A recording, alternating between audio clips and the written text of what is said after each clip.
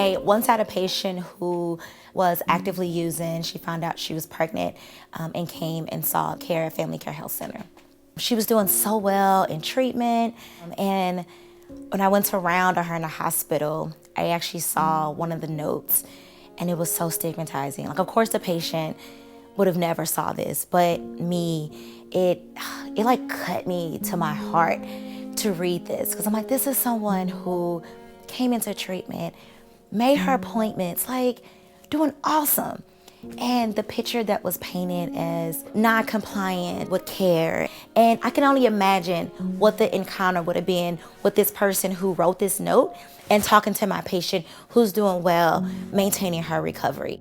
I love working at a healthcare center. I love being able to not turn people away because of your insurance status.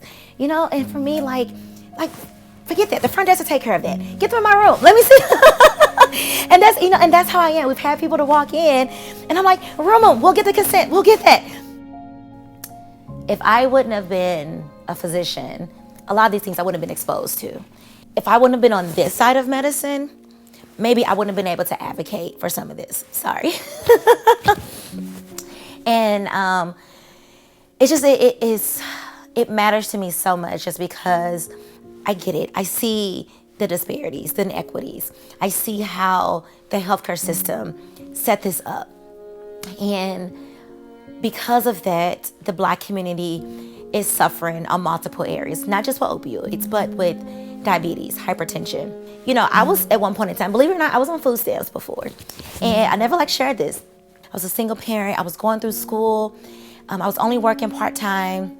And I felt so just belittled.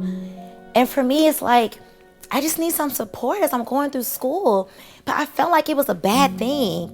There's so many different avenues, so many different areas that we need to intervene in our community. So I'm just a little passionate about that, just because I see so much. And it just, it's time for a change, and it's time for one now, because people are dying. And once somebody dies, you don't get that second opportunity.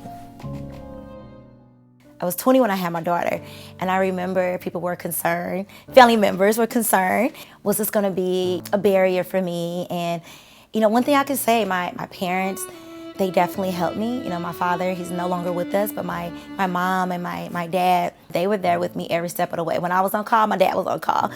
So, patients share so much with you. And that's why I say it's so humbling, because what other career where people will open up and share that with me? And for me, I'm in a position to where not only am I listening to you, but I also want to help you overcome whatever that is. And then also being able to really work in this area with addiction medicine and bringing attention and raising awareness to our community to transform the way we approach SUD care in the Black community, even in the Latinx community and LGBT, the Bosnian community, being able to transform that care. That's what really matters to me, and that's what drives me every day. I couldn't do it without the support of everyone. And when I say everyone, all different aspects. So definitely, in my clinic, Dr. Bob Massey. I will also, recognize NCADA. They're the ones who nominated me for this award, Alicia Smith. Well, I have to also say Dr. Rachel Winograd with UMSU MIMH and that entire team. With Dr. Fred Rotnick, my mom, my dad, even my church community, my pastors, and the community in general. And of course, my daughter, she's 14 now, and she's been there with me every step of the way. And I'm just so humbled to have that support network around me, because without that support network in place, there's no way I'll be able to fully do this work.